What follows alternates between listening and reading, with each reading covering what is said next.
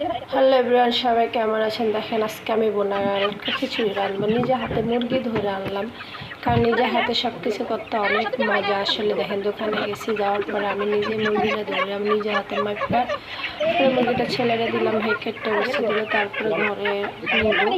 তবে কী বলবো জানেন না, সবসময় এরকম করে কাজ করতে আমার কাছে খুবই ভালো লাগে।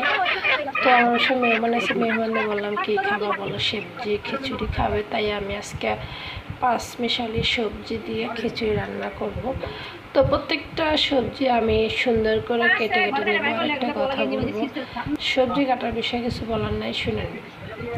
আমরা যে কোনো ফেসবুকে কাজ করতে আসছি, তাই আমরা সবসময় চেষ্টা করব একে অপরের সাথে মিলেমিশে থাকতে, কিন্তু আমরা সেটা করি না। কারণ আমরা সবসময় নিজেকে খুব বড় মনে করি, অহংকার মনে করি, কারণ এটা করা ঠিক না। কারণ জানেন, আমরা যদি মিলেমিশে কাজ না করি কখনোই সফল হতে পারবো না। জানি না কোনো দিন সফল হতে পারবো কিনা, ফেসবুক মামা আমাকে কখনো দেখবে কিনা সেটাও জানি না। তবে একটা কথা চেষ্টা করবো সবসময়, যাতে আমরা ফেসবুক মামার চোখে পড়ি সেরকম কাজ করতে। তো মুরগিটা আমি বাসায় নিয়ে সব সুন্দর করে কেটে নিব। কাটার পর দেখেন, তো খিচুড়ি রাঁধতে গেলে মোটামুটি মুরগির মাংসটা দিয়ে রান্না করলে খুব ভালো লাগে। সবজিগুলো সুন্দর করে ধুয়ে নিব, মাংস ধুয়ে নিব, নেওয়ার পরে এগুলো সব রেডি করে ধুয়ে আমি আবার আদা রসুন ছিল না আমার ঘরে, আমি বেড়ানো কাজে, তো আমি চাকরি করি, বাসায় থাকি না। তো আমার সেই হিসাবে আমার একটু কাজ করতে হয়। একটা দিন বাসায় থাকলে আমার প্রচুর পরিমাণে কাজ থাকে, কি করব জানি না।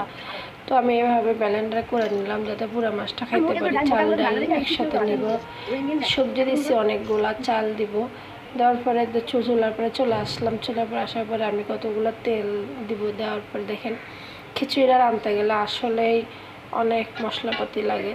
তো আমি যেহেতু সবজি খিচুড়ি রান্না করব, ওই জন্য আমি সব মশলা দিয়ে নিলাম। তো মশলা একটা কথা, তা আমরা দেখি ধরেন ফেসবুকে কাজ করতে যারা আসছে তারা সব সময় দেখি ফলো দিয়ে আনফলো করে। ভাই, আনফলো না করে একটু পাশে থাকো না, দেখো না আমরা কিভাবে কাজ করি, সেটা একটু বোঝো। হয়তো তোমরা ভালো পারো, আমরা আচ্ছা খারাপ পারি। তো এভাবে মশলাগুলো সব আমি দিব। দেখেন, প্রত্যেকটা মশলা দিয়ে নিব, কারণ সবজিটা তো কষায় নিতে হবে। তো জিরা গুঁড়া, ধনে গুঁড়া, আদা রসুন বাটা, যত মশলা আছে সব দিয়ে দেখেন নাড়াচাড়া করবো। এভাবে দেওয়ার পরে সবজি দিয়ে দিব একটু পরে।